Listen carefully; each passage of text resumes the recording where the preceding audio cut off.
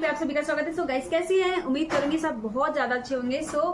और मेरे चैनल्स की वीडियोस कैसे लग रहे हैं, सो प्लीज आप लोग मुझे कमेंट करके बताते रहा करिए। तो मुझे बहुत अच्छा लगता है जब आप लोग के कमेंट आते हैं या फिर कुछ भी। तो आज मैं रिएक्शन करने वाली हूँ पावर ऑफ पवन पवन सिंह जी के गाने पे मैं करने वाली हूँ। इस पे मैं रिएक्शन करने वाली हूँ। बहुत ही प्यारा, बहुत ही ज्यादा सुपर डुपर सॉन्ग है और इसमें उनका साथ भी तो आपको देखने को मिलने वाली है बहुत ज्यादा। पवन भैया ने तो अपना काम कर दिया है फिलहाल, सुपर डुपर गाना गा के और लोगों का दिल जीत लिया है। तो अब मेरी बारी है, मैं देखती हूँ आप लोगों का दिल जीत पाती हूँ कि नहीं जीत पाती हूँ। तो चलिए स्टार्ट करते हैं इस प्यारे सी सॉन्ग पे रिएक्शन। चलिए पवन सिंह जी के और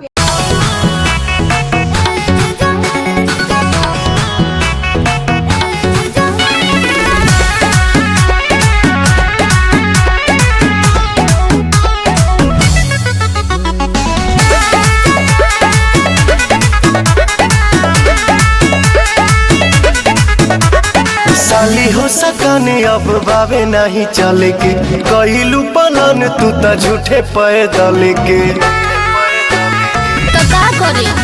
अरे बारा तारू खाली 10 मिनट पचीलम लड़की में शोभा नहीं खे देते ऐसा इलम बेरी बेरी हमारो के कहता रुता जा हो जा विदेशिया हजीजा गाजा पी के राजा हो जा। विदेशिया हजीजा गाजा पी के राजा हो जा। अरे राजा हो जा। हानो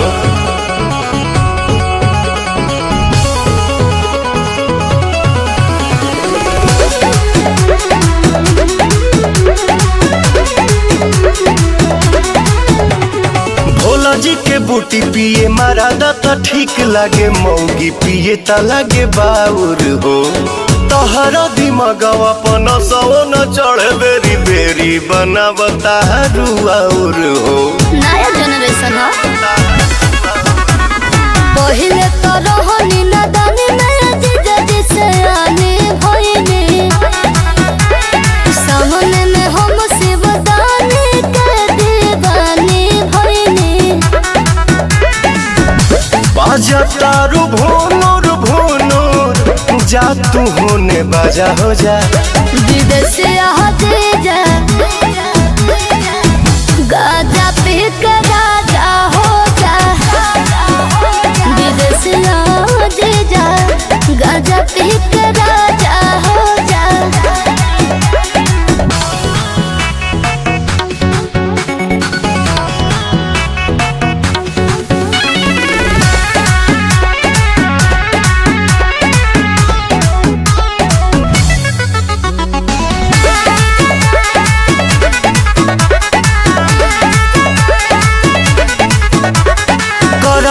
जिद तो तू दोनों सुन गई हम देता नी माचिस धराई हो। अभिले न कबो बानी छुअले बकर आज कैले तू बानी डराई हो। देहन ले आओ लो ना मारो ना देरी जोनी करो अब हाले हाले लो ना दुई टावन मारो। अब हम जी विजय होई बन के तूफान तूफान मारो। चल अब उड़त उड़त हवाई जहाज हो जा। गाजा पी के राजा हो जा।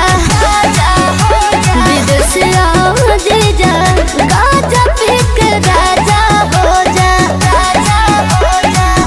अब चले के चला क्या बात है, बड़ी अच्छी लगी भक्ति। बट उनका कुछ रिएक्शन कुछ अलग था, जैसे कि लाइक दिस वो भांग खाने के चक्कर में फैमिली ढूंढते हो, घर में तो भांग खाने को मिलेगी नहीं। तो ऐसा इसमें नोकझोंक थी इस गाने। और गाइस अगर आपको ये वीडियो अच्छा लगा हो, मेरे रिएक्शन अच्छे लगे तो प्लीज रिक्वेस्ट है आप लोगों से चैनल को सब्सक्राइब करें, अपना प्यार सपोर्ट दें। सो ज्यादा से ज्यादा मात्रा में आप लोग मेरे वीडियोस को शेयर करें अगर आपको अच्छा लगे तो बस। और अपना प्यार और सपोर्ट ऐसे बनाए रखिए। और जैसे जैसे भी आप सॉन्ग या फिर कोई भी गाने रिएक्शन के लिए मुझे बोलेंगे तो मैं बनाती रहूंगी आप लोगों के लिए। और बस हाथ जोड़ के रिक्वेस्ट है, प्लीज अपना सपोर्ट और प्यार बना के रखो जिसमें